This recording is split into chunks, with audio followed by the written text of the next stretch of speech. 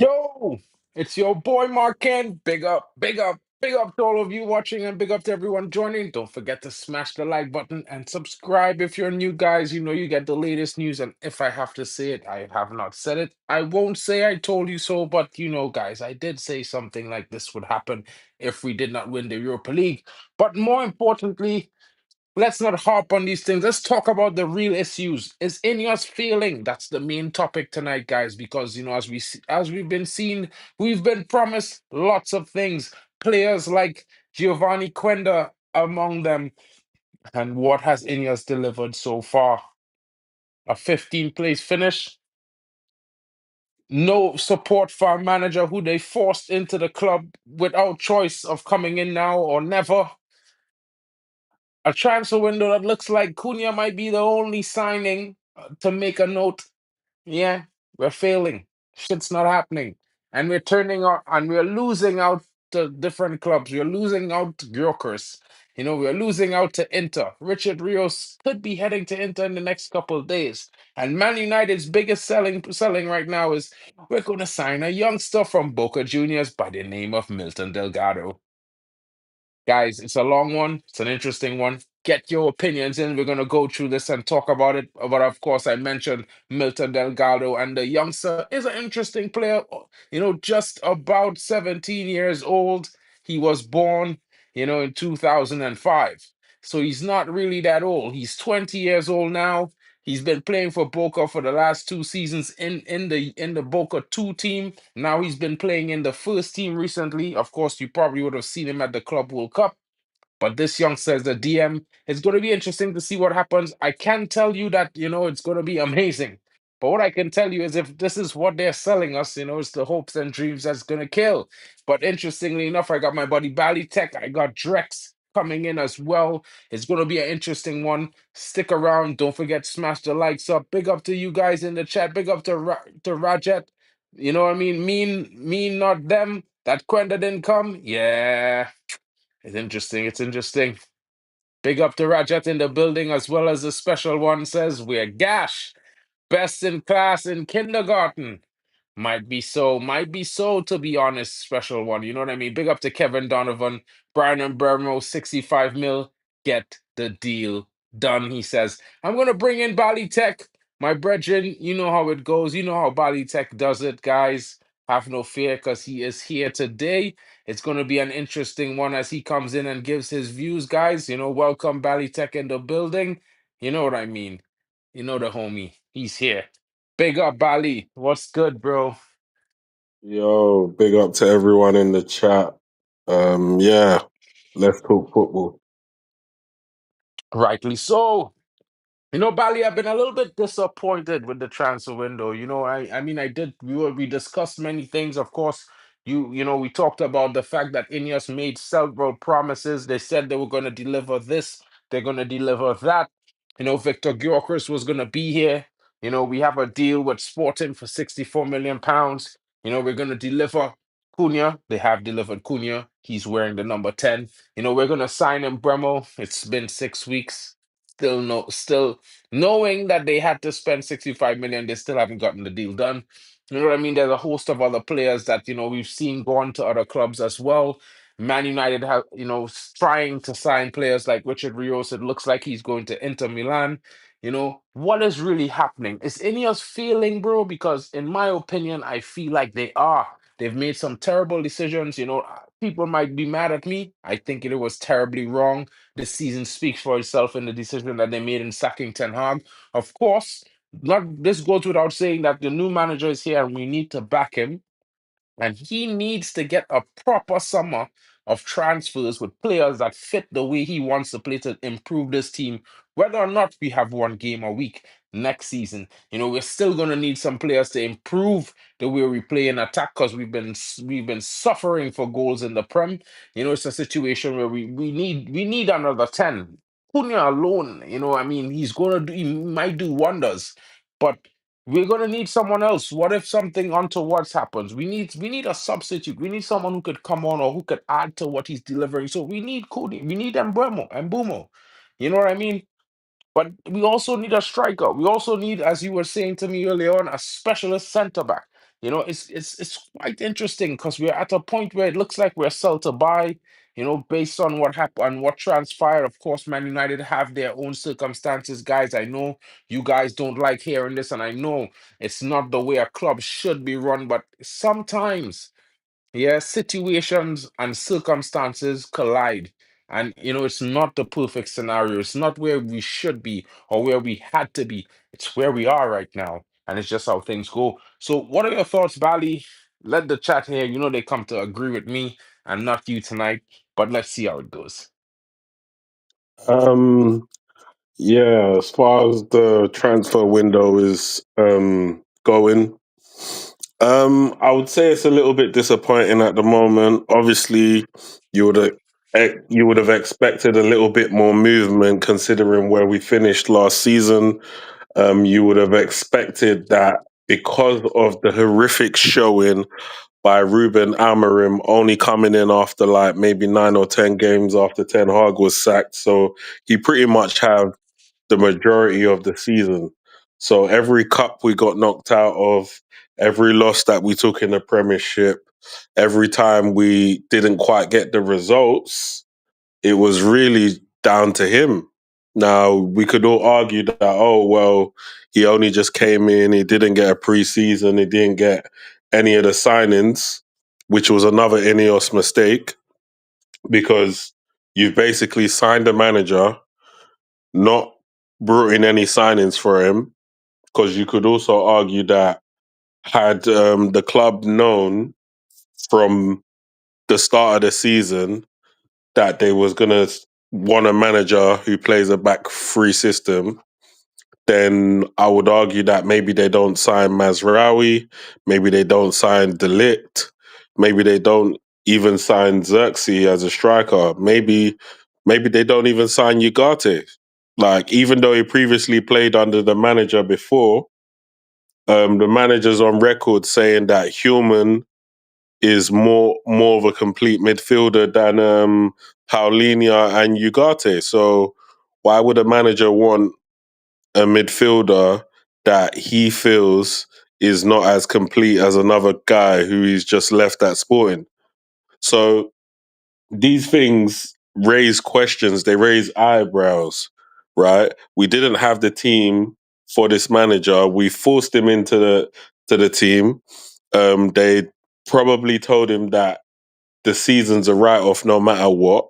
So he was able to do certain things that I found a bit strange, like kicking out Rashford and warring with Garnacho and doing certain things that he done. Fair enough, you weakened the team, um, and it didn't help us come the end of the season when we lost the Europa League.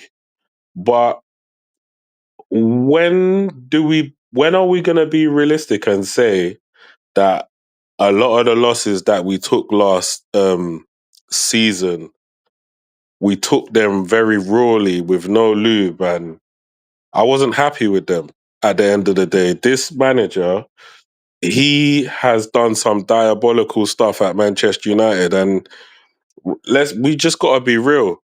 Yeah, a Manchester United manager should never be going into a cup final saying that he doesn't care if he wins or not. Like, to me, that's diabolical work. That's nasty. A manager should always go into the final with confidence. That a manager should always go into the final wanting to win the final. Yeah, and the fact that we went into the final with the only noteworthy injury of Mateus Delict injured, right? We went into that final with a full complement of a squad apart from Delict. We was up against a Tottenham team that was injury hit, especially in attack. Most of the defensive guys were playing in attacking areas because they just needed to fill up the squad, right? Most of their main men was out, and we couldn't even beat them. Yeah, that's a failing and an indictment on the manager, right? So while I do back this manager and I want this manager to level us up, and I actually do believe that if the club were to back him properly, he could probably turn the fortunes around at the club. this club is currently doing the things that I always see them doing, which is you bring in a manager, you don't back him as soon as he gets here, then we come to the summer, we're messing around with signings again. So come the start of the summer, come the start of the season, we already know that fixture list is horrid. That that fixture list is not the greatest start to the season. So if we haven't got the players in place, what do you think is going to happen? There's going to be a lot of pressure applied to the manager, and he could be gone within the first 10 games or so. He could be gone, just like Ten Hag went out. Um, I've been saying it for a while that he is not guaranteed like all of the season, and he could easily get sacked last season. He done multiple things last season which I regard as sackable offences. One of which was losing that final as well as a lot of the games that he lost at home. So as far as I'm concerned, this manager still got a lot to prove to me. He's got a lot to prove to the fans. I was getting giddy before. I was thinking, yeah, we're gonna get Gyokeres, Mbuemo, and Cunha. I'm definitely going to Old Trafford. Now that Gyokeres is not really coming, and now we're looking at the likes of Jamie Vardy and who's the other strikers? Calvert Lewin and these type of dodgy, horrible strikers now. These are the guys we're getting linked with. Like, we've gone from saying we didn't want Ekitike and all of these man to like I would snap your hands off for Ekitike right now. Yeah, we're letting Galatasaray, show more ambition to get Osimhen than we are. So you're telling me that Galatasaray is more ambitious than Manchester United this season? Yeah, the guy said, he will come to us without Champions League. Yeah. So as far as I'm concerned, the club messed up when they didn't get the lap because they wanted to sign a cheap striker, which tells me that they actually don't value the striker position this season. If that was their number one target, they're actually telling us indirectly that they don't value the striker position, the centre forward position this season, right? So therefore, we might as well go, if we ain't gonna get Osimhen or someone like that, we might as well go all in for Ekitike because you don't care about it anyway. So we might as well. But look, they want to sign Vardy. They want to. They. I doubt that they're going to sign Watkins just because Watkins, all in all, is going to be 100 million package.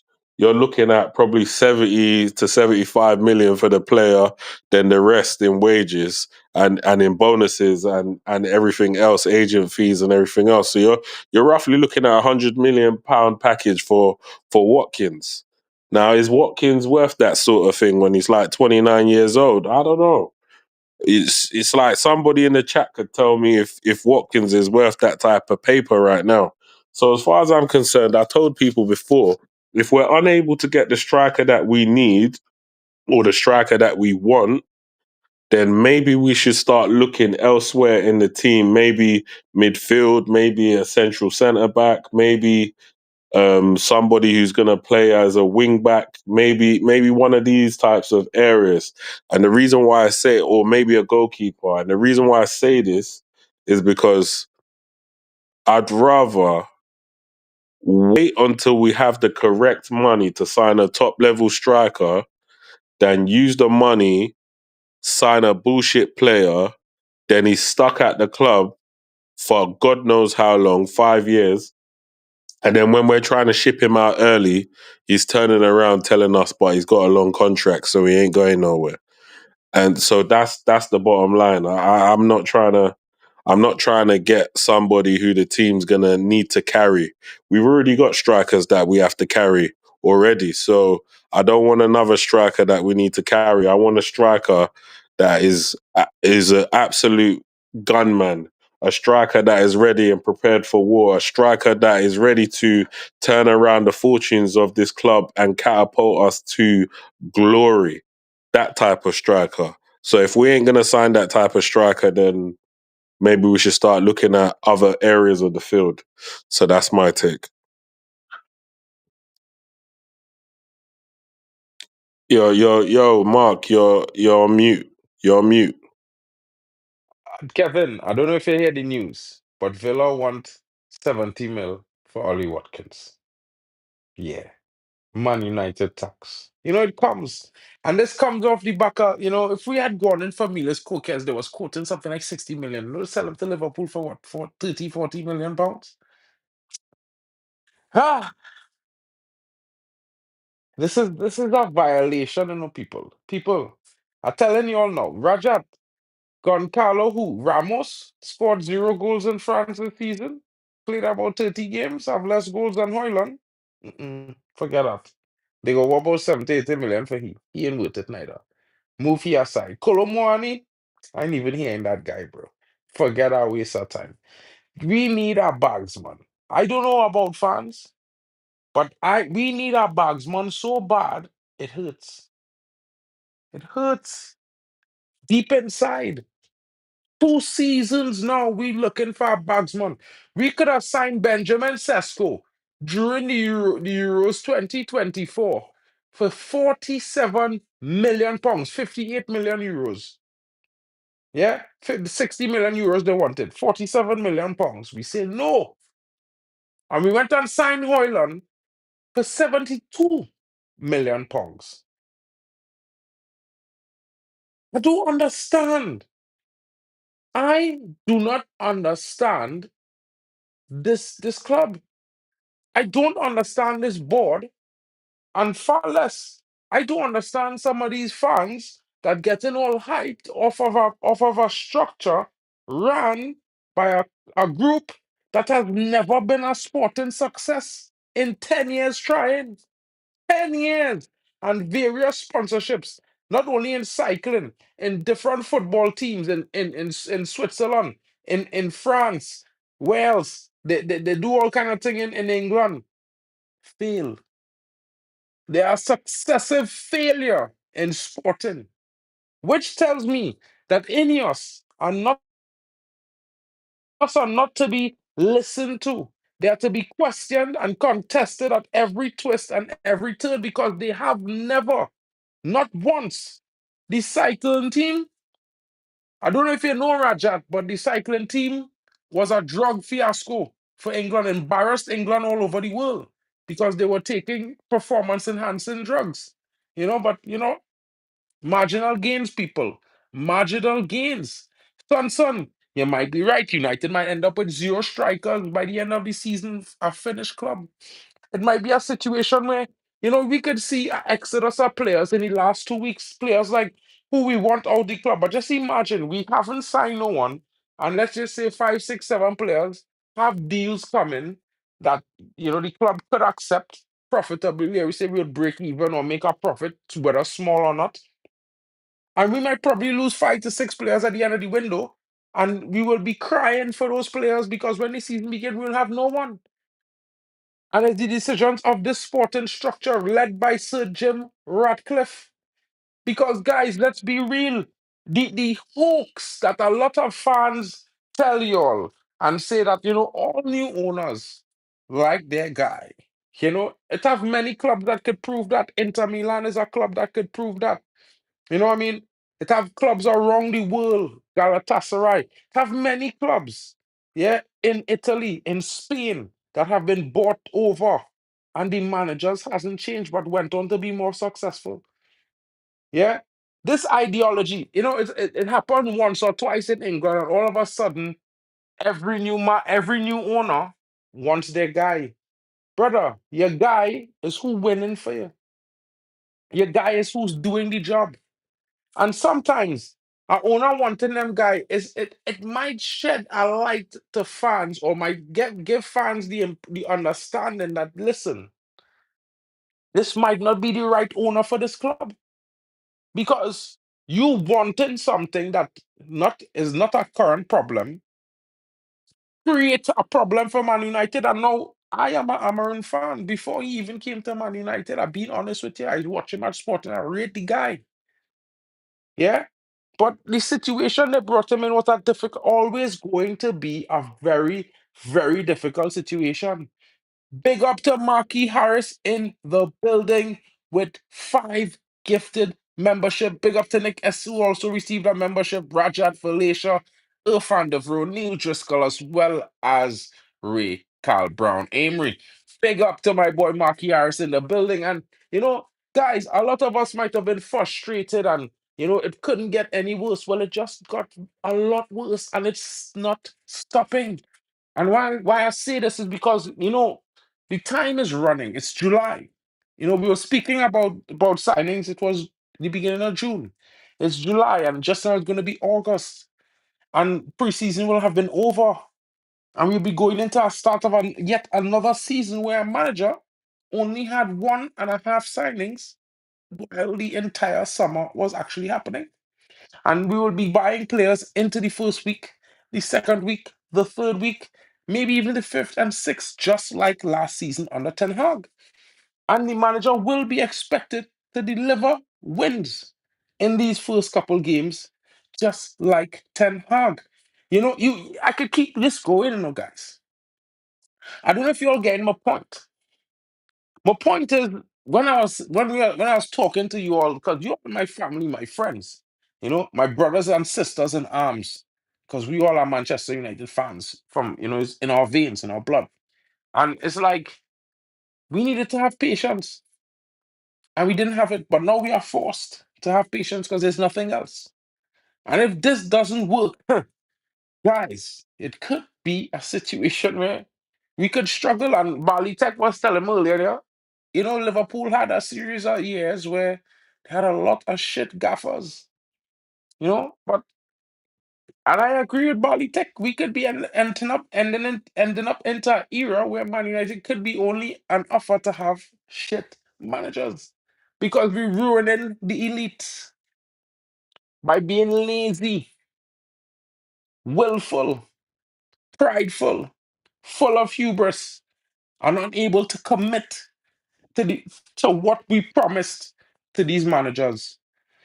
It's the worst thing is to hire someone to do a job, but try to dictate how they do that job. Because clearly, if you could have done a better job, you wouldn't hire them. And that is just the way I look at things. Yeah, there's no plan B, and this doesn't even and this don't stop at the board and at the top. This also extends down to Ruben Amorim. And people might get mad when I say this. I want to be clear. I'm not Ruben Amorim out, and I'm not going to be. But the reality is, just as much as we will blame the structure, the board, and the decisions that were made on the sacking, the hiring, the timing of such, and no players coming in January and only signing Cunha thus far, we have to also look at the mistakes made by Ruben Amorim. Ruben Amorim had to have prior knowledge he would have had this season, no matter what happened last season. That's one mistake. The second mistake is saying 2 weeks before a final, it doesn't matter. It does not change anything winning a final. Well, guys, I don't know why Manchester United are in football or competing at football because if you're not in football to win, then what are you in football for?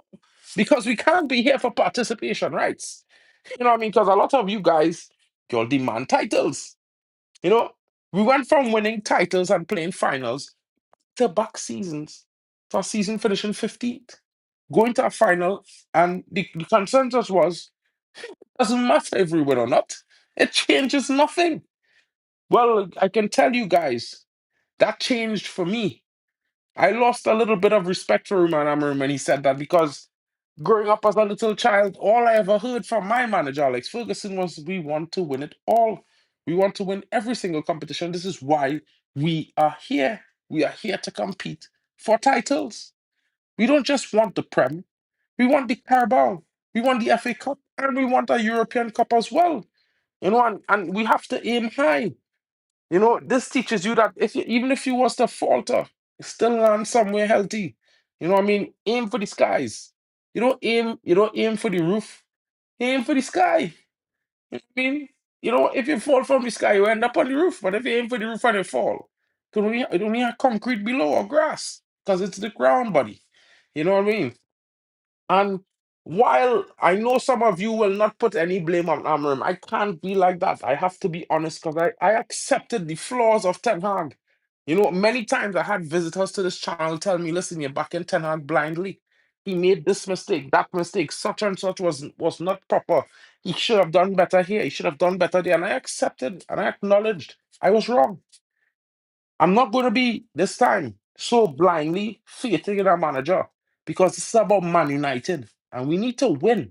We need to rise from these ashes. And guys, when we thought it was not getting any worse, yeah, we are literally on the floor dragging right now. Before we was walking and people was jogging and running past us, but now we are lying down for the count right now. And it doesn't look like it's getting better anytime soon. I mean, it's interesting the signing this young DM, you know, coming from Boca Juniors. He's gonna come with that tenacity, that fire, good body work on the ball, a good engine on him. He's coming from South America. He's gonna need time to adapt. He's a young kid, still 20 years old. You know, it's gonna be an interesting situation, but what do we do with the problems are at hand? The major problems at hand. We need a 10. We need a striker. We need a centre back. Where is this money coming from? Are we going to be able to secure these signings in time so that they could be on the preseason tour? It's a funny situation. Yeah, it's a funny situation, guys. Because, like, realistically, come on. As much as I might be a little bit upset with Amarim and frustrated, pissed off maybe by what he said and losing the final to a shit Spurs at the fourth time marks in the season. Yeah. Realistically, the buck stops with the board. And this board in the last decade has shown incompetence, over incompetence, incomparable incompetence, and no ability to really take this club forward. In fact, they've taken us back 10 years. We were maybe 18 months, maybe 2 years, three years behind competing for top four. And now I'm not too sure if we're 5 to 10. It's one of those situations where I feel like it won't be a situation where before 2030 we'll be celebrating a title charge. It might be 2035 before we really celebrate a title charge at the rate things going now. And the reason why I'm saying that, not because I remember that is not a good coach, but if they don't sign enough players this season for this team to evolve and progress into next season, how many players they really going to sign next season? Yeah. Kevin Donovan, this brother here, 11, 12 seasons now. And actually, he only played 5.5 seasons of actual football. It's brilliant. This guy has the worst injury record in the entire history of Manchester United, even worse than Anthony Martial. He's played less games than Anthony Martial and has played at this club for 4 years more. It's ridiculous that he's still here. But he's loved by the manager. It's a weird one. It's also very frustrating that it looks like Mason Mount is going to remain here. And Rajat said Mason Mount could play at 10, but he can't create shit. He could barely shoot.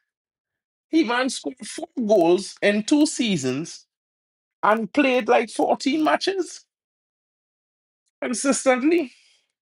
It's the worst return on £60 million I've ever seen in my life.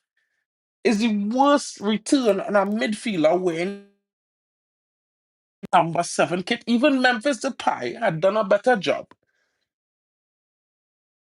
Do you know what's Yeah. crazy? Do you know what's crazy? Yeah, the previous regime, yeah, like Mason Mount and Rasmus, that's their legacy. Yeah, they spent 72 million on 132 million. so between them 130 odd million, and none of them are bringing nothing to the table. That is absolutely crazy. We Well, you know, literally got our house robbed by two football clubs, and we ain't getting those millions back. bro, bro, Atlanta how we 400 mil, but thankfully that 30 million seem like it bearing some fruit right now and could be blossoming soon. So, and in a way, I still feel a little bit more ashamed for Chelsea because this brother scored more goals than Mason Mount in 2 seasons, bro, and and he ain't really that good compared to me. Mason Mount supposed to be a quality footballer in general, but it's so weird. As shit as Rasmus says, he do more for Man United than Mason Mount. And then still want to keep Mason Mount at this club, boy. The bar is fucking low. The Brother, bar the is bar is on the fucking low. floor. The bar on the ground, king. You see It's the on the bar on the floor. I see the bar where the oil is located at. brother. That's where the bar is. You have to fucking We had a start mind to get it exploration. out, bro. Yeah, you got to start mining for the oil to get that bar out. Because where that bar is borderline hell, bruv. Yeah, Bro. we're nowhere near. We're nowhere near it Bro, we in terms run of the away. level of our squad. Bro, last season, we do our U-turn and run away. You understand what I'm saying? Last Mm. season, we were struggling, but we were staying with the pack. You're running at 800 meters. At 8 by 8. At 8 by 4. 800 by 4 by 4. Or a 4 by 4. Let's say a 4 by 4. We're running a 4 by 4 boy badly, but usually last man. Yeah? I start the race. I I'm give not me gonna a good lie, I start. can't be the last man. I can't be the last man. Well, I'm all in right, you front. start the race. You start the race, yeah? You get your Poey in front. And you hand off to Great One. And Great One start off with a speed. And he trip. But he make a flip and he keep it going, but he with the pack, eh? He with the pack. He with the pack still. Yeah. Now you pass the baton to Papi. And Papi see Curry. And for Gary running a race. Cause butter chicken on sale. Yeah, I mean, 10%, 90% off. You get a bucket for $5. And Papi say, boy, I know on this race. And I calling Papi, but Papi gas, because all he thinking, and I saying, look, everybody running past me, boy, come, boy, come. And instead of handing me the baton, he handed it to Joe Blackman. And Joe Blackman on sick leave. He have a heavy fever, suffering. Problems. There's no way we coming back. So we last. We start off hot and sweaty. Run up to the top of the thing. And we just fade away. Yeah. Trying my best to catch up to them men, but ain't nobody. If a breeze don't blow, I can't get a win assistance. And the funny thing is when I use this analogy, fellas, is because we do it to ourselves. We should have never be being in the second to last man in the leg. It should have be Ray Carl or Box or Rajat. Yeah. Or maybe it should have be, you know what I mean? It should have be Samson or Kevin Donovan. Because any one of them, man, they would have forget about that curry and they'd have keep it going until they hand me that baton. After that, they would have had the curry. Because they know when I get that baton, bro, it's wrong the lap I going. Because we Trinis, we love we curry, bro. So I running home to curry. You know what I'm saying? I'll be there first. It's a weird situation now where we're looking at fellas because all this talk about we going to compete in the next 2 years, 2028, we about to build a stadium 2031, maybe 2032, 33, somewhere around there. They're about 100,000 seater. Yeah, guys, it looks like that is when the time we might be getting a stadium and starting to compete for the league around the same time. Because we literally took ourselves back 5 years. We was already behind 18 months. We went back a full 3 years extra. And people say time travel don't exist, but we see it happen this season. We watch Man United roll the clock all the way back 3 years. Back to the same bullshit that sack Ollie. Back to the same bullshit that that made people say was the worst Man United team. And that at that point, we was finishing sixth just to get Europa. In a decade, it's been more than 15 years we have not played in Europe in our season in the Prem. More than 15 years, way more than 15 years. And in the last 10, we've almost always went to the knockout round, whether it be Europe or UCL, except for last season when we were in the UCL and famously got knocked out for the first time in 17 years in the group stage. It's a frustrating time, guys. And it's a disappointing time. And I could understand your frustration. I could understand why every little bit of news about a player being linked to Man United, you're on that. But guys, Man United has not really been doing the best of business this summer, in my honest opinion. We have been linked. We had a very interesting transfer plan and strategy, but we executed it on the wrong side. In my honest opinion, we went from left to right. We're supposed to go from right to left. You're supposed to sign Gyokeres first, Remo second, Cunha third. And this signings process would have made you get every player for the price you wanted to get them for. But when you sign the player third, who, in my honest opinion, he probably might be the second most big impact as the new player coming in after Gyokeres. But when you sign him for his release clause at £63.5 million, you know, no matter what you say, you increase the value that you have to pay for Embremo. You have to pay for Victor Gyokeres because these two other players had better seasons. One being in the Prem, and the other being one of the best players in Europe this season. You know what I mean? They both have owners and clubs that will be looking at that situation like, bro, if you just pay 60 million for a guy who scored 21 goals. This guy scored 60. I want at least 80. This guy, he had 30 plus GA. I was 65 too. You know? And worst off, Man United know this 6 weeks now that Brentford won £65 million just like we paid. I mean, yeah, just like we paid for Cunha at Wolves. Man United knew we would have to pay £70 million to get Victor Gyokeres. Man United also had a bonus hand to them by they was getting Chilky for a cut price, £15 million. Man City paid double the price and signed him. We was also getting some opportunities to sign another player, and we haven't done it.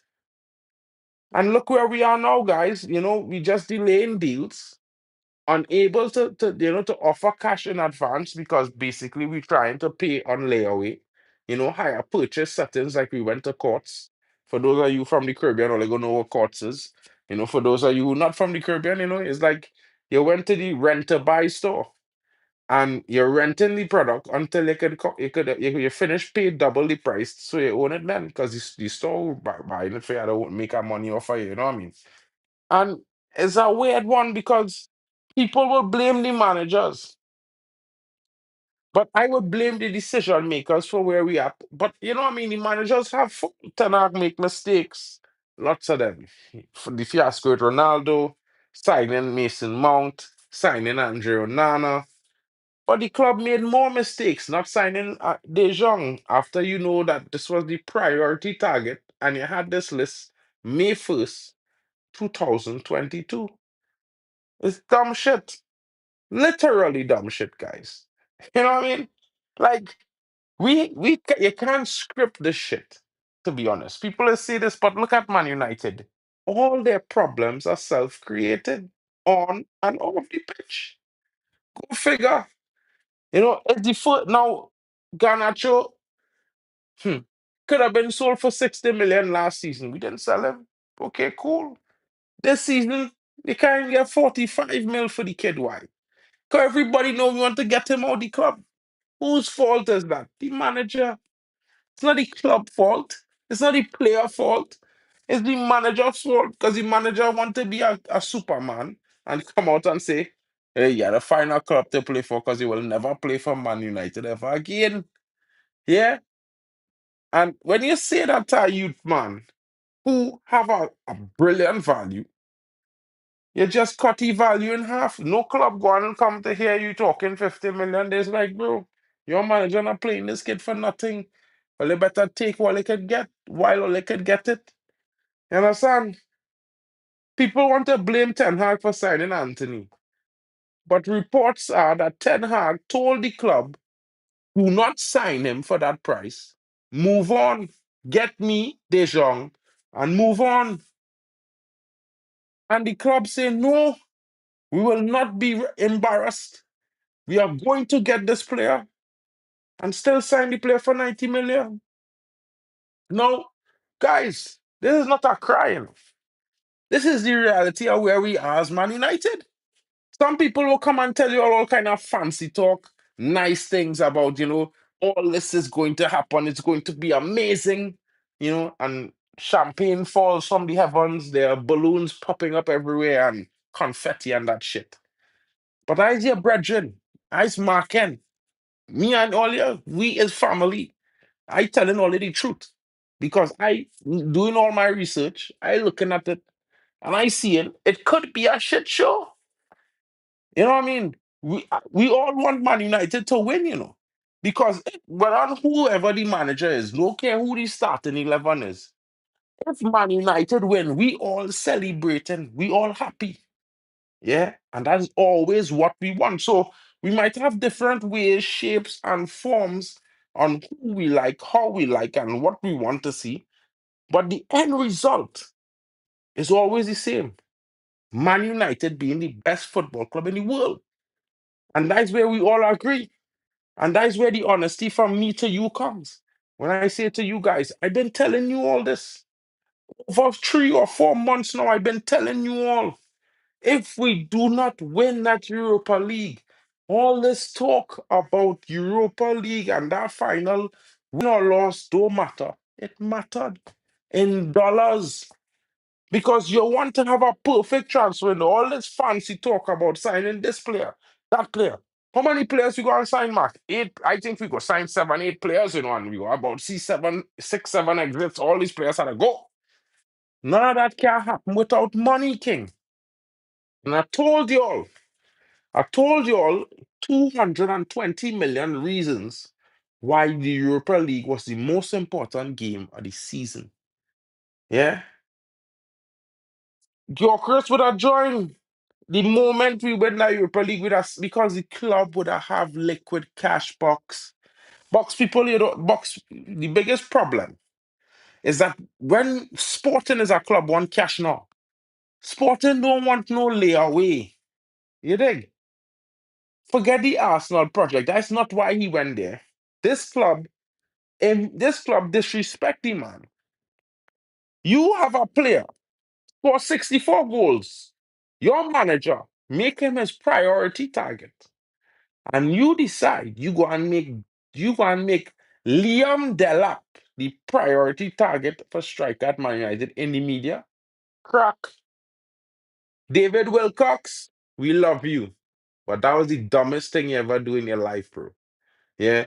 Watch my face. The dumbest thing you ever do as a man, a footballing man in this whole world was tell the world you assigned Liam Delap over Victor Gyokeres, but you're smoking crack, King. Yeah. We've lost our edge, bro.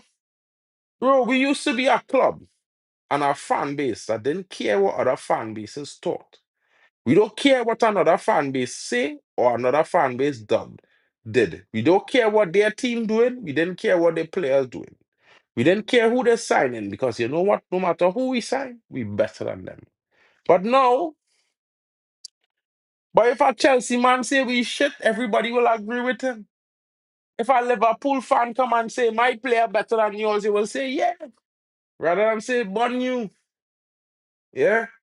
We lost it, fellas. We used to be a football club with an edge that Fans from opposing clubs know they can't disrespect we players, and they used to afraid to say bad things about we players and we players hear about it. Because guess what? When we players used to hear another fan base being disrespectful, used to take it to them on the pitch.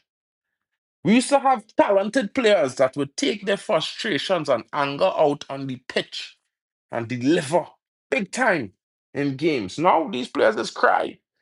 They just cry and ask and say that it's not their fault. Everybody just vex with them, and we want them to do.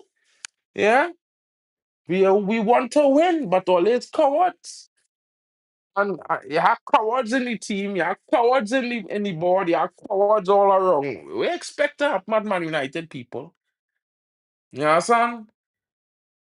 Hugo Ekititi would be a good signing, but me and Bali arguing about Hugo. We both rate Hugo, but to spend 80 million on Hugo right now would be a bad idea for Man United because he is not the finished article. And we know how this fan bases get onto players who are signed for big money, and I don't want that for at Hugo. I think that would be a travesty because some of the fans we have, they're disgusting. A player signed for 70 million is not their money. They didn't buy a jersey, they didn't buy a ticket, they didn't buy a kit for years. Yeah, and if they're buying a kit, they're buying a knockoff kit. No offense to those who buy knockoff kits, but I mean, if you go and spend money on a Man United kit, you might as well spend it at Adidas or spend it at Man United so Man United get a percent. You know what I mean? So when it costs them for spending the money on shit players or some shit they do, you have a reason. When you buying a kit from somebody else, you ain't putting nothing in the club, really, other than your love and your energy. No, no, and that is fair. But at the same time, it's a weird one, fellas. It's too complicated. We're making these things too complicated. In my honest opinion, football should be about football. And all decisions in Man United should be made about winning on the pitch. I don't care if a player tell a man, but I don't like you, boy. I'll slap you up, boy. I'll bust your face. Now, I wouldn't like that because that's violent. But at the end time, if this guy scoring 20, 25 goals a season, you can't tell me how to sell him. I'm mad scene. You're not going to tell me how to lose just because you don't like the fact that he tell a man, he verbally assaulted someone. I ain't understanding that one because I'm not here to lose. Now, of course, Man United might be a family football club or whatnot, but these fellas is adults. Just like you and I are not perfect and we will make mistakes at times, these fellas human. They go and do stupid things at times. They ain't too bright. I mean, they're intelligent, but they ain't too bright. You know what I mean? Football is the career. But, yeah, I mean, I feel like sometimes we expect these players to be gods, expect these players to be some kind of super role model, perfect symbol of some kind of something when there's not that. Yeah. And of course, these guys achieved amazing things, but really and truly, big up to Maros in the background listening. What's good, broski? Really and truly, what I mean, I think we putting a little bit too much on these fellas. These is just footballers. Just a guy who kicks a ball really well, and we want to see it. I wouldn't expect these guys to be tackling political issues and all these kind of crazy things. Just tackle the footballer with the ball. You know what I mean? When will football go back to being football at Manchester United? Because it seems like every other club. Arsenal has been playing a player for the last 2.5 seasons, and he on his fifth rape charge. Thomas Partey. It's the wildest thing I've heard in a long time. Could you remember when Mason Greenwood wasn't even playing for Man United? He was suspended for 2 years when he was 18, right? And every day you would be hearing men talking about get Mason Greenwood out of this club, get him out of this country. What about Thomas Partey? So just because Arsenal sell him last week, nobody in vex with nobody and saying Arsenal need to pay some kind of fine. Nobody not saying Arsenal need to apologize to football fans everywhere around the world for lying and deceiving everyone over the last. Even when Man United had 2 cases of something similar, yeah, Arsenal get to walk under the radar and everybody is cool with it. Where are all of you virtual signalers? Where are all of you? Bridge, all of you guys who are going off on Mason Greenwood. Yeah? Where are all of you guys now? Oh, wait, I forgot. You guys would have took party at Manchester United last season when we was going through the troubles, man. Like all of you guys who was saying, well, they would have take party at Manchester United. Don't think, man, forget you all. You know, guys like Adam and them say they would have take party. Eh, I mean, now they ain't gonna take party. They probably go and delete those streams where they said those things now. I mean, guys, come on. This is our real world we live in, and life isn't always fair. But we need to make decisions based on football for Man United. Man United fans, we run this club. And when I say we run this club, guys, we run this club. We don't control it, but we run it.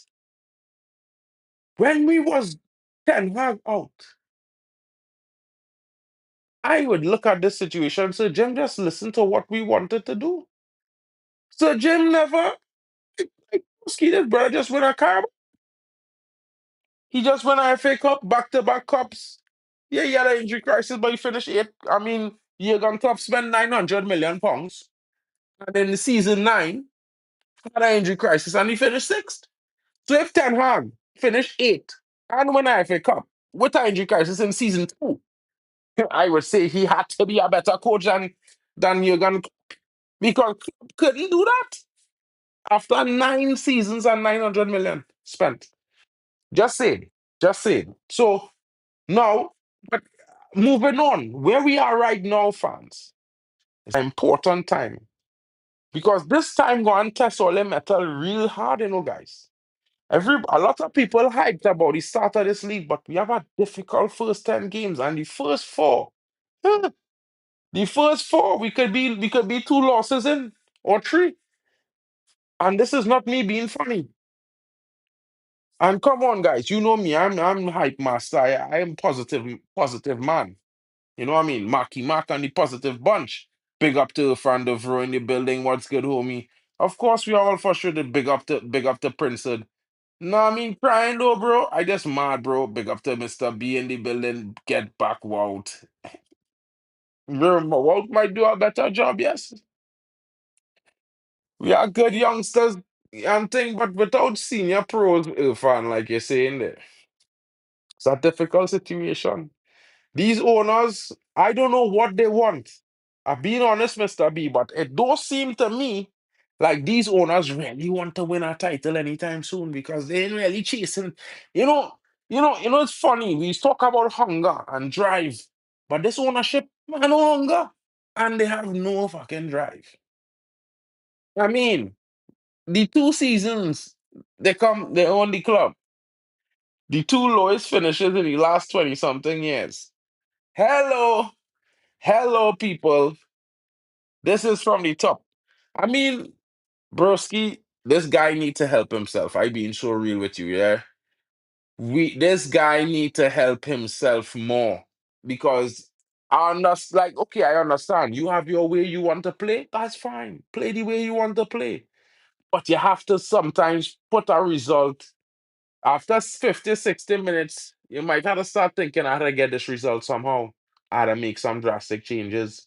Because realistically, Mr. B, I telling man them this. A man coming to Man United, coached 31 Premier League games. And total games he coached this season, guys, if I tell you how much games he coached this season, you're going to laugh at me. How much games will you think Cameron coached this season in total? I'll give you all a hint. It's very, very close to 50. I ain't gonna tell only which side, but it's very, very close to 50. And if all you know how much games Man United played this season, well, well, he didn't coach 11 games. So I'll just leave it there, right? And when you have that certain number of games, majority of the games which he didn't coach, 2 of them, 3 of them was cup games, yeah, mind you, 1 Premier League game and 3 cup games. Well, 3 cup games, 7 Premier League games. He didn't coach. 2 cup games and 7 Premier League games. 9 games this season he didn't coach. All the rest he coached. Won 9 games, funny enough, Prem, but from 31. And for me, guys, that's disappointing on many levels because for the manager of caliber that I thought he was, it wasn't too appealing. You know what I mean? And he bottled that final, make it even worse. That had me real pissed, bro. That have me upset with Amarim. You guys don't know, I real upset with Amarim. I pissed off at this guy. Because you can't afford to lose, yeah, so many games in a row. And then you get an easy final to win. And people might laugh at me saying an easy final to win, but we could have never got easier final than that. That final was easier than the quarterfinal and the semi-finals we play. And we play 2 legs in them games. So we play 4 harder games than that one game and couldn't win. It's disappointing beyond all measure, guys, to be honest. Yeah, it's one of those things that make me feel like, what's Man United even doing? Are we even a football club anymore? Because, everyone telling me, it's not Amarim's fault. It's the board. It's the Glazers. It's the INEOS. They didn't back him. But realistically, guys, they didn't back Ten Hag until last season. They buy 5 players that was definitely going to improve his team, his 4-4-3 system. And they only game 6 Premier League games. I mean, we lost 3. We went 2 and draw 1. Conceding at least amount of goals in 6 games in the Prem that season at that time. Having the most chances created also at that time. Which tells me for being 4 points off top 4 was nothing to sniff at that time. And if this guy, we know Ten Hag has never lost more than 2 games in a row. So it's one of those things where we would have each up, but I'm pretty sure Ten Hag would have win that Europa League final, probably defend the FA Cup, and probably come top 8 somewhere. You know what I mean? I don't know about Mandem, but I know a lot of people had this sudden hope, which Bali and I spoke about. Glad that Bali's here. We talked about it. We said, Bali, if we sack Ten Hag now, there's not going to be a manager bounce because Ruben Amorim plays a different system and a different style and a different formation. And we also said that we were writing off the season and no one believed us, Bali. You know what I mean? And the weirdest thing, Bali, is that they didn't believe us then. And all of a sudden now it's like it was, they figured it out when it's 3 months later. I don't know what to say, Bruski. I don't know what to say. But I get disappointed because, in a way, we come here, we do research, we talk about things, we come up here, we deliver to these guys, and then they go on and listen to all the other rumors, they go on to listen to all the other channels, and then when shit hit the fan, which we told them about, they come to tell us, like, we didn't tell you all this months ago. You know, it's true. The first channel that talked about the season write-off was right here. We talked about it in the first week of November, and everybody laughed at us. And it's weird. And the funny thing is that all that we talked about that possibly could have happened came and happened.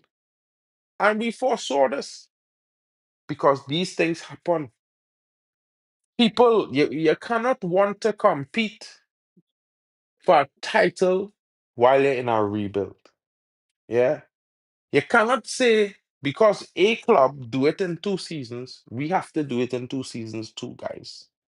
A club does not have the circumstances of B club, far less the debt and shit situations that Man United have to deal with.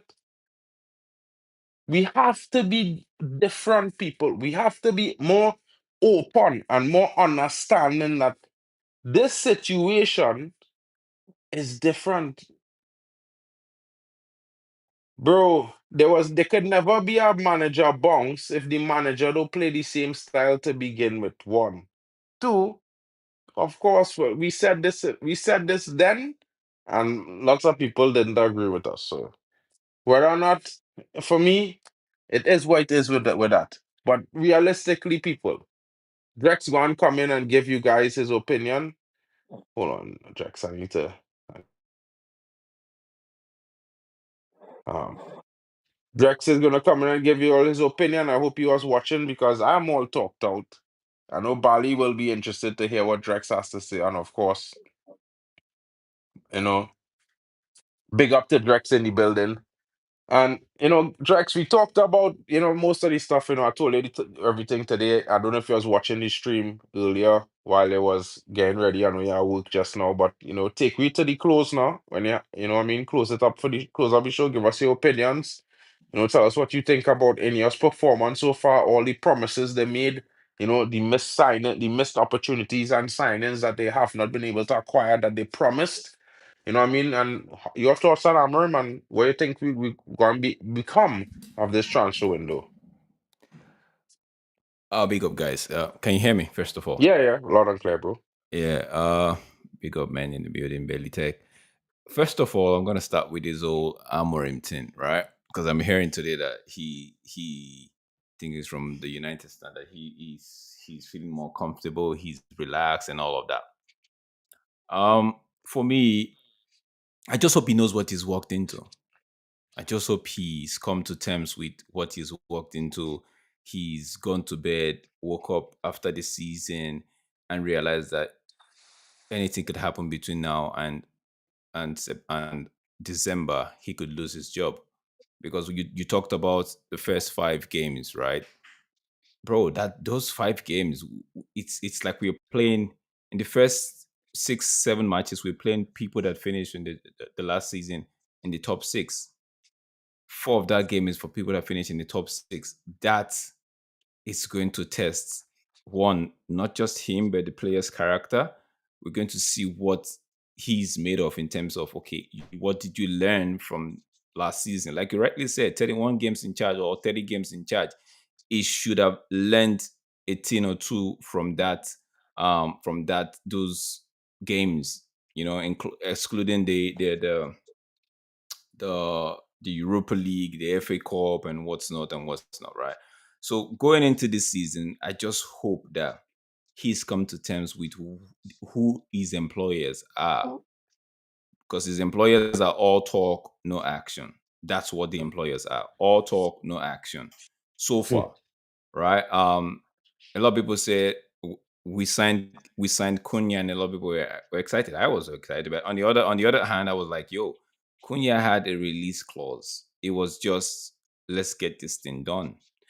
And I feel like they saw that going into the Mbuemo day, they saw and they realized that they made a mistake. Maybe they should have gone for Mbuemo before the Cunha and just tell them like, yo, we would come back to this deal. Let's just sort this one out first, right? But that's for them to decide. Now, going into this window, we heard that the lab was their main priority, not even Maxman, not even Maxman. It was the lab, right? I think they had this understanding that, or they had this view that they were not going to win the Europa League final, so they just had to make a list that, was just something within their budget. Because if you look at this, the signing of the lab that they were looking at, Liam Delap, it was more like what I think it was rumored to be like 33, 35, between 30 and 40 million pounds for that range. So I don't think they Hmm. were actually looking to spend anything above that in terms of the striker option. But lo and behold, we fluffed our line. I don't want to go over that again because um it seems like Amorim just, I don't know, but it felt like for some way this rebuild that we've been trying to do for the longest has to be done. But now it's a shame it has to be done without cash. Like, there's no money. Let's not kid ourselves. These guys are penny pinching. There might be money somewhere stacked up, but I think they're just trying to plug the leaks and all of that. On the one hand, it's a nice thing to do, but on the other hand, when you have the likes of Liverpool, City, Arsenal, these guys are way ahead of us. When we have them doing deals, right? You shouldn't be Never penny need pinching. players deep. You shouldn't be penny pinching. You should be looking, and and it feels like. And I was talking to Tesh the other day. I'm like, Omar Barada should have just kept his mouth shut. He shouldn't have come out right now to even talk or speak about anything that's got to transfer and the winning the Premier League in 3 years time. He should have just kept his mouth mute. I now realize why the likes of Motor and Arnold never used to talk about anything during the transfer window. They just kept their mouth shut because they knew who their owners were. You know, they knew I those. mean, they. Mhm. I always say this, Drex. That the one thing, one interruption I'm gonna make. I think the Glazers better than INEOS, you know. People get vexed with me for that, but them fuckers would have pull out they would have pull out the credit card and get the players done. Yeah, but do you know why? Do you know why I want to disagree with that? Because how long are we going to be pulling out the credit cards? We've I seen them mean, pull out the credit card for the longest of time, and it didn't take us anywhere. Right? The closest we had was Eric Ten Hag at least getting us Carabao Cup third the one place, season Carabao Cup, FA and Cup. FA Cup, and he finished 8th place. And who's to say pulling out the credit card again would do any good? You know, but Well, I mean, it's just we're looking at all that you're saying now is retrospectively comparing to what we have at the moment, which is not bad though. facts, I agree with you. facts. It's not bad. But I, for one, have said that with the way the Glazers have been managing the club, it's only time we would hit the snag. And bro, it feels like we've gotten to rock bottom and only to find out that rock bottom still has a basement down there, you know? Bro. So it's for me, like I said, started with the Amorim team before I move on to INEOS. I just hope Mm. Amorim has come to terms with his employers, has come to terms with how United are being run. It's a different kettle, what they call it. It's a different ball game at United. You might be getting things done properly at Sporting. You might be looking at other clubs doing things properly. At United, we don't do things properly. In fact, we do things the other way around. So the earlier I realize that, the better. And I also take into account that fans, Mm. United fans, would from the very first blast of the whistle will call him out at everything, because that's the one person they will decide to go on. They will put all their frustration on. They will forget about what happened in the transfer window, forget what happened about in the last 10 to 12, 15 years, and just pour it out on the manager, whoever 100. it is. Whoever it is. So he should come to terms with that as well and realize that, okay, someone is going to bear the card, and he would be the one to do that, right? So, Mm-hmm. and if he cannot do that, I said it before, and people are calling me all type of names, bro, which I refuse. I'm like, Amorim, if you know what's good for you, walk away, bro. Walk away. Bro. And I know you've disagreed. I know a lot of people have disagreed, but when you have employers that are not willing, Mark, you work in the showbiz, right? Now, when you draft your proposal and give it to the men in charge, the bosses them in charge, and they want you to deliver a fine job, they want you to put an event that would be, people will come to it and they are wild and all of that, and you give them your proposal, you give them your invoice as to what is expected to get you that job, and they start dilly daggling with pennies here, with the money. Bro, what are you Bro. supposed to do? How are you supposed to Bro. make an event? No, how are you supposed to make an event First of all, I lost it there, Drex. See there? Guys, can you hear me? Is only it me or fair? Drex? Yeah, I think Drex is I there. think it's me. Yeah, It's only fair to just be like, you know what? If you're not going to give me what I want, I might as well just bounce. true. And yeah, so that's on Amorim. Now on the on the Ineos part of it, right? Um, whilst I have been giving them a lot of whip and all of that, I still feel like something in me still feels like maybe they're just plugging all the holes and expect, when a ship is sinking and you're trying to figure out, okay, how to patch the holes in the ship, and actually you get your crew guys, your engineers to actually fix or start fixing the holes in the leaks in the ship, and they're trying to do that, and they finally maybe get to do it, and the ship is now stable a little bit. The next thing you want to do is pump out those water out to actually bring the ship back at least to a level where everybody be like, you know what, okay, for now we are okay. I think Mm. that I have a feeling that that's what they are trying to do. But if you look at it from the other side, it's not. Would it be Bro, I feel like sustainable? them put the holes in the ship, bro. No, I but be would it so be so? real. Because I like to look at things from a more balanced perspective. Will Mm. it be sustainable? Because by the time you're trying to put the ship or get the ship to a place where all crew members and whoever is in it are like, okay, for now we are safe. The other guys are gone, bro. The Liverpools, the Man Cities, the Arsenals, even Chelsea, they're gone. They're way ahead. So how do you now, what are you going to do? Are you going to start buying nitro and find a way to put nitro in the engines of the ship and start blasting it up No, just to, you can't do that, bro. no. So you know what you had to do? You had to build an engine that functions Hmm. better than theirs. That giving So you but that little extra horsepower, that little half to 1.5 meters more pounds of but boost. how would they do that when they keep How when they keep tight fisting? creativity, broski.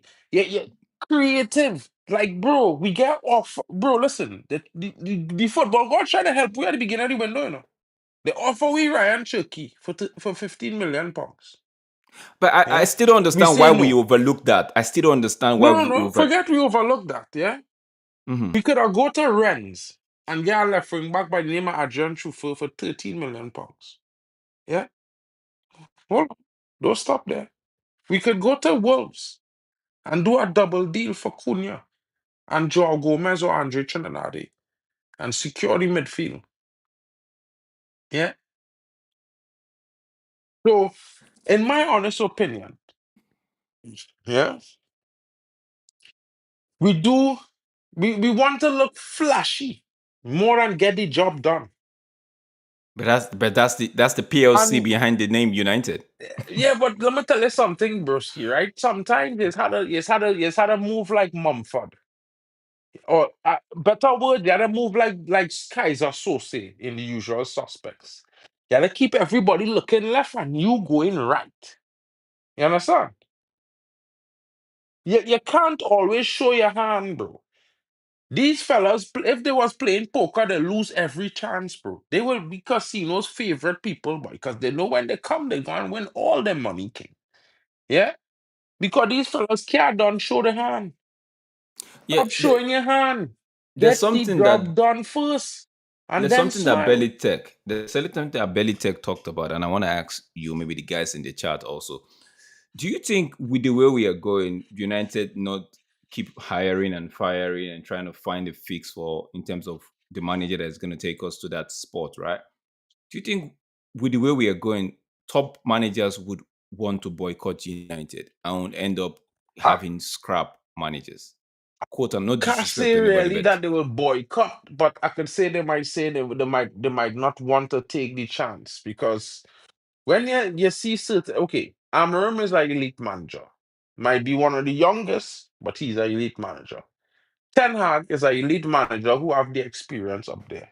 mhm. And it's one of those situations where it's like,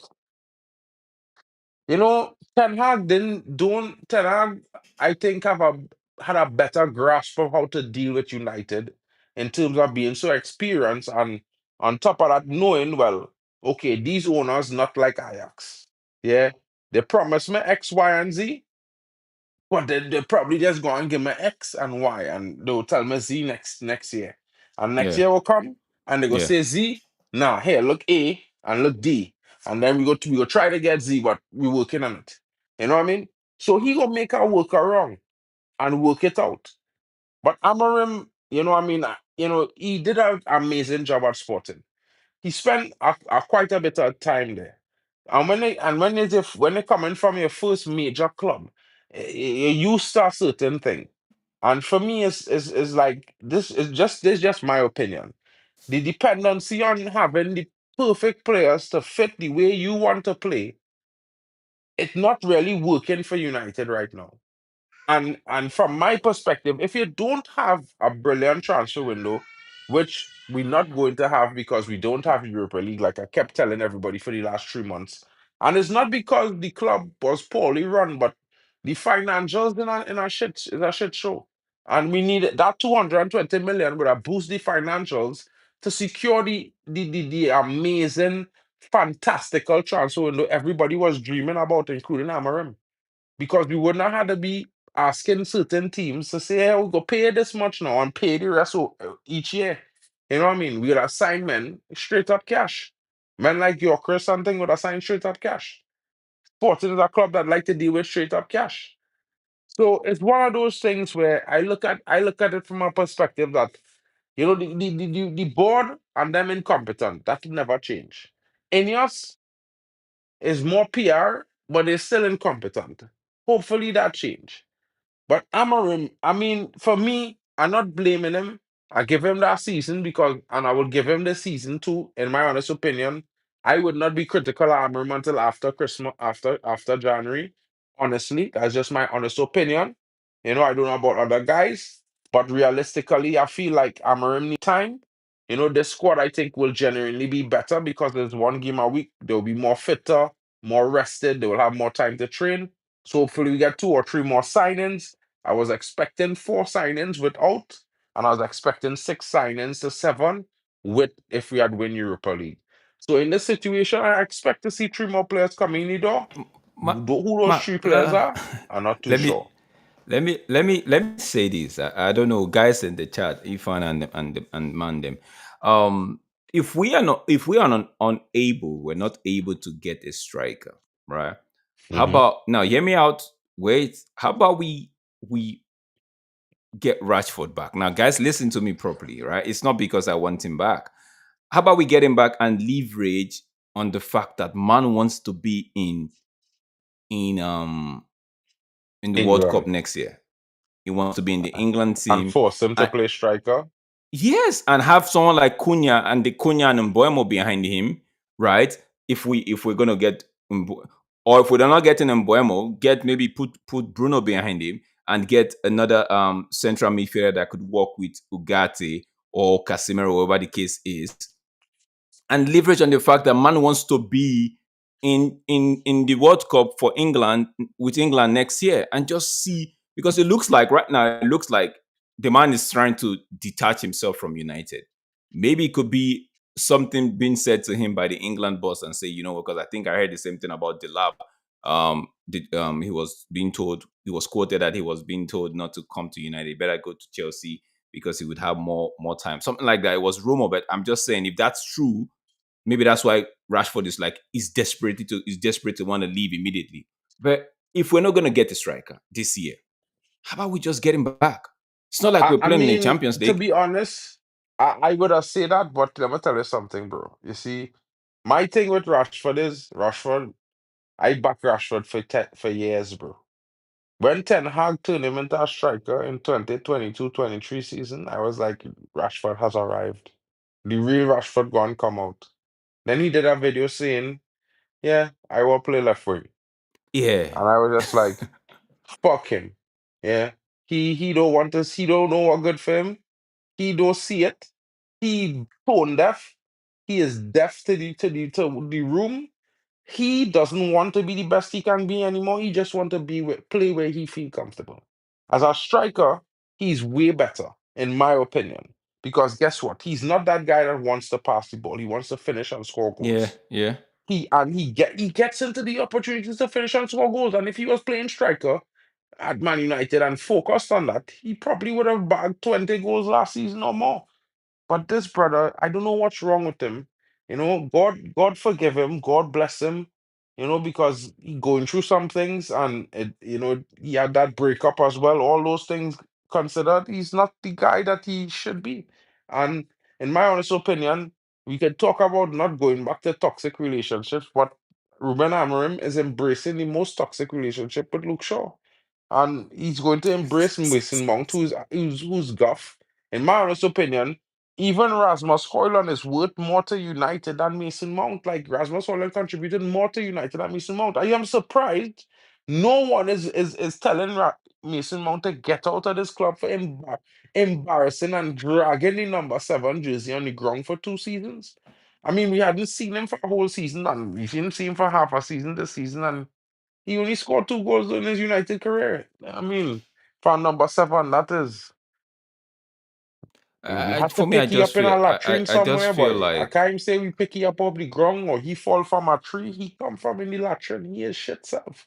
You know what I no, I mean? just And feel like the two of it's not a case of like what they had with Sancho and Eric Ten Hag the last season. And so, guys, smile, you're on camera. No, I think it should be a case of Ruben or Rashford and whoever it is Wilcox, Vivel, Oberada, whatever. I have the three of them in the room. I'm like, yo, brother, you want to go to World Cup next season?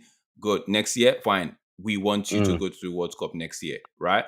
You are contracted to us. We're gonna be you're still a United player. This is the position we want you to play. We'll do everything in this team's capacity to make sure you are the lead man and you get your chance at the World Cup. Leverage on that. I don't see. I don't. For me, it's just me. I don't see a place where I it will hear go that wrong part. I because agree with you. we're not obviously we're not getting Gyokeres. We're not getting what's the kid's We name from might the not get Leipzig. Mbeumo. There's a We not possibility getting we might not Osimhen. get Mbeumo. We're not getting Osimhen for sure, except we decide to say, okay, let's be giving him 400, right, before tax. We definitely we're not getting the kid Sesko. We're not getting Sesko, and obviously, Ekitike we're not getting. So it's and I don't want. See, people keep talking about Watkins. I'm saying if Rashford had went to Villa and put Watkins on the bench, why do I want Watkins when I have a Rashford? Exactly, bro. And he gonna be 13 in a few weeks.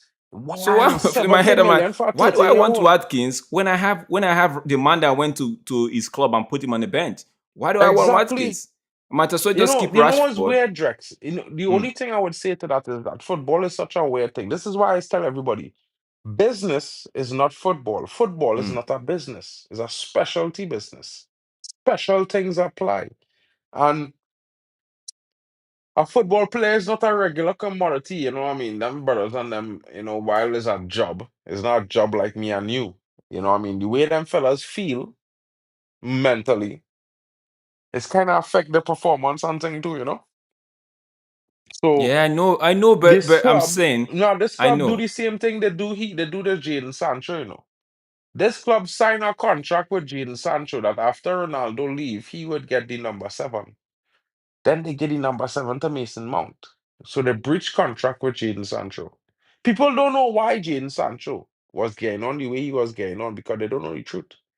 But Mm, the club promised Jadon Sancho the number 7. In his contract, he was supposed to receive number 7 and they gave to Mason Mount.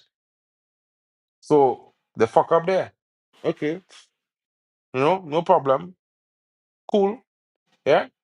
Now think about this. They take Rashford number 10 off he back and gave to Matthias Cunha.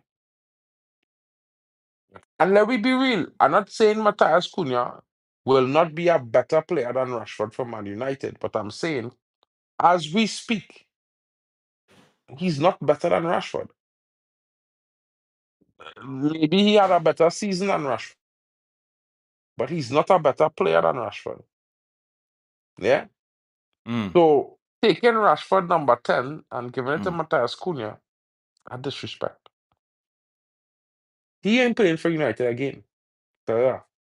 He is not And walking on that pitch for United. You can't tell he what to do. He not coming on that pitch. That disrespect. Yeah? mm. Now, yeah, you can't ask him to come and play striker now at this point after you take number 10. That's just Oh, my opinion. you give him you give him you give him another. I hear you though, bro. I hear you, and yeah, I hear you because looking at it from that perspective, yeah, it's disrespect to another. He wouldn't want to step his feet on that, and maybe it's all a ploy. Like I said, going back to INEOS, it's all a ploy to try to keep the ship afloat, plug them holes, maybe the high earners and all of that, get rid of them, and Bro, but for me, I'm just gonna bro. finish close with this one before I jump out, right? I just Mm-hmm. hope that whatever they are doing, right? Because we're not seeing anything. Let's be clear on that. We are not seeing anything. With only one signing, and that was we just triggered the release clause. That's the reason why we even got that player, right? And Mm-hmm. I would not lose my cool just because they've not signed anybody, right? So True. True. yeah, it's a long season. We are not in any of the European Cups, so the manager has It's a time to short do season whatever. for Man United this year, bro. Is Yeah, no, the manager has time to do whatever he wants to do. One game per week. If we find ourselves in the Carabao Cup doesn't start anytime until I think it's the October, then the FA Mm. Cup is somewhere in January. So between now and January, give or take, the man's got one game a week and he's got time to perfect Bro, his style of play. even until next season, we only have one game a week until the Prem have the Mm. double game weeks. It had two. So It had so three double. to It had two double game weeks this season. One in December and one in I think the other one is in February, no, and all that's I'm trying to because say of is the I'm not because going of to have a lose my World cool. Cup. I'm not going to lose Hmm? my cool on this the signings. I saw Mm. what they did last season in terms of the people that they brought in. So if they can, maybe they're just waiting for the likes of the Sanchos to just go out to the create space and know who's here and who's not here to be able to deal because to be able to know who to bring in. And I'm not going to lose my cool, right?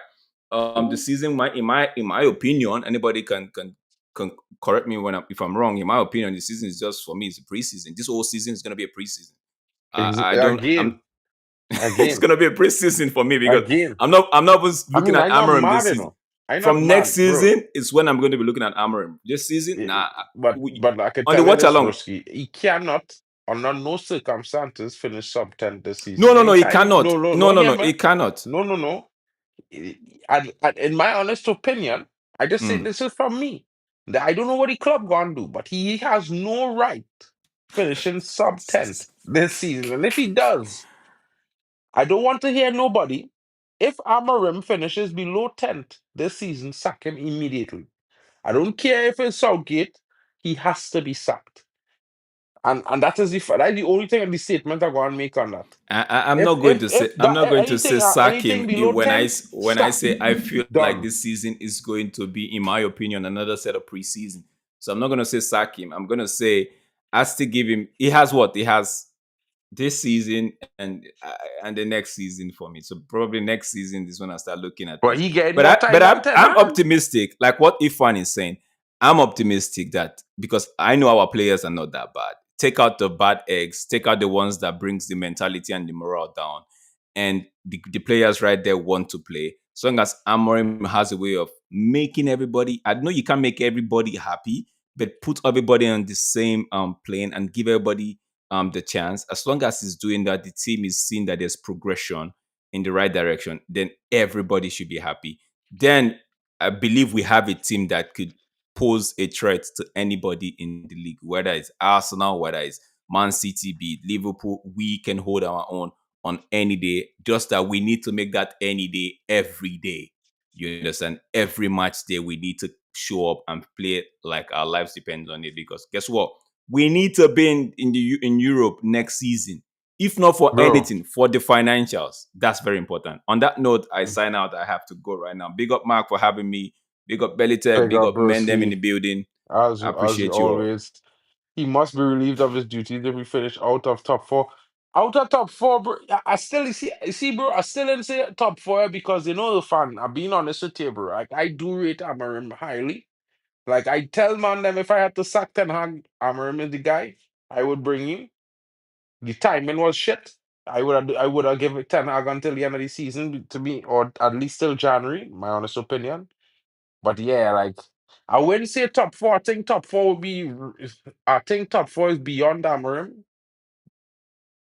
And that's just me being realistic, barring a miracle, I think top four is beyond him next season and probably the season after that. I don't think he's near. I don't think he will be able to get to top four. I think maybe at best, in a real best case scenario, maybe fifth or sixth. Sixth seeming more likely in a best case scenario for me. And the reason why I say this is because I think the Premier League is a different beast from Portugal, and I think he was pretty shocked by what he had to see in the Premier League when teams from first all the way down to 19th. You know, I don't think Portugal have that level of competitiveness.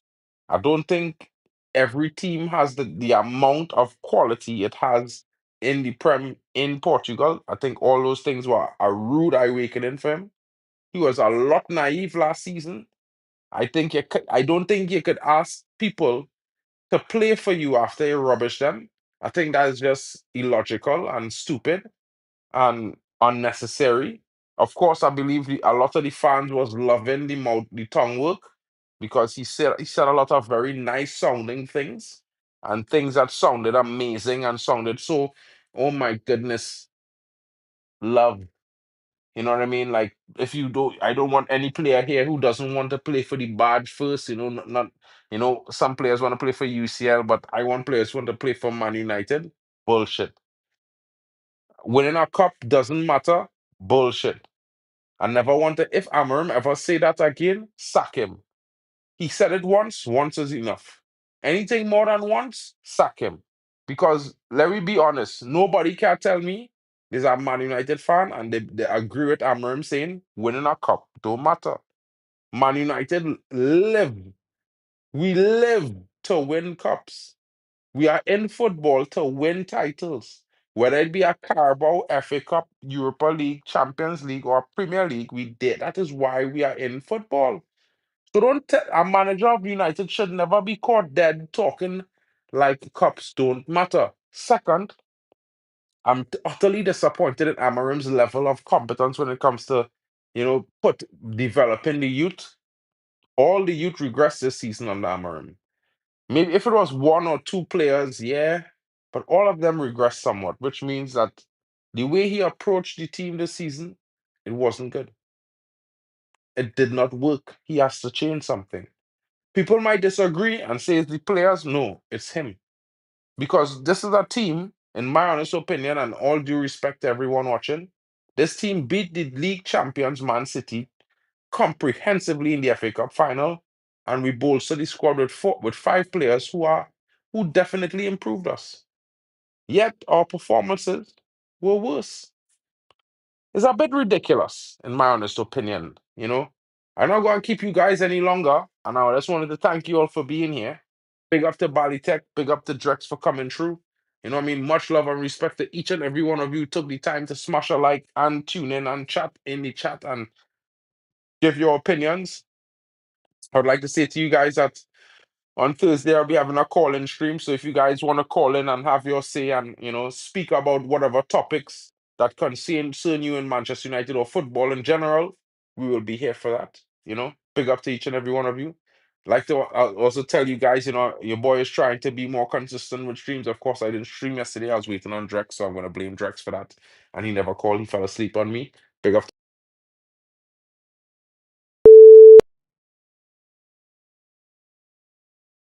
about more, guys. Please think about what we spoke about today.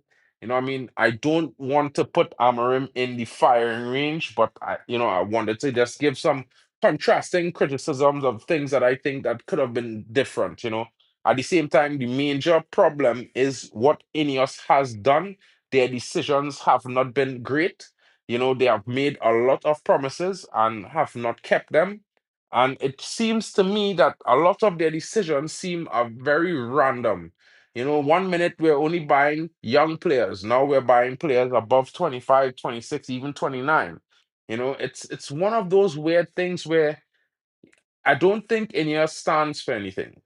And if you don't stand for anything, you will fall for everything. And it's one of those is for me at this a uncomfortable situation looking at my club being run by these incompetent, how should I say it, wannabe sporting gurus or whatever, because realistically, Innes has never been successful in sport.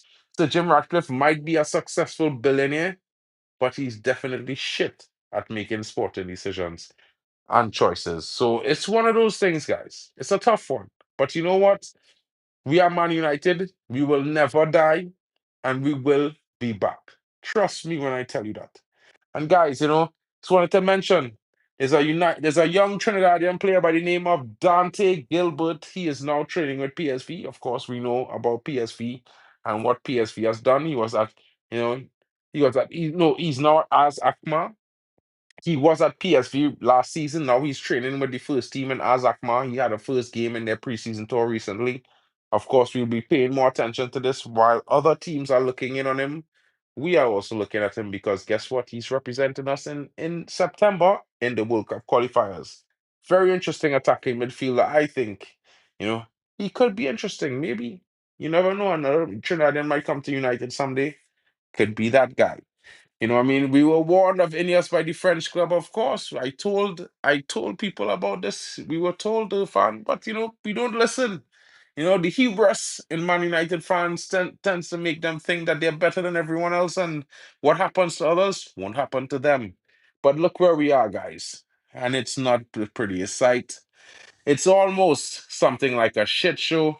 It's one of those things where you don't want to be in the situation, but what can you do, guys, when this is what it is? You know, Hopefully, there will be better times and better days. But right now, it's a difficult time for Man United. But we are here, guys. We will be strong. We will support for as long as we can. And we'll keep it moving. And of course, guys, any breaking news, your boy Marken will be live with it. And of course, any updates, I will be here. And if it's one thing you could count on, I bring the news to you guys first. And I'm always on top of my game when it comes to Manchester United. Big up to everyone. Have a great night. I'll see you guys tomorrow. It's been your boy Marken. I had Bally Tech before. I also had my boy Admiral Drex, haven't been on for a long time. Hopefully he'll be back tomorrow. But shout outs to you guys. I'll be seeing you soon. Catch you guys later, like an alligator.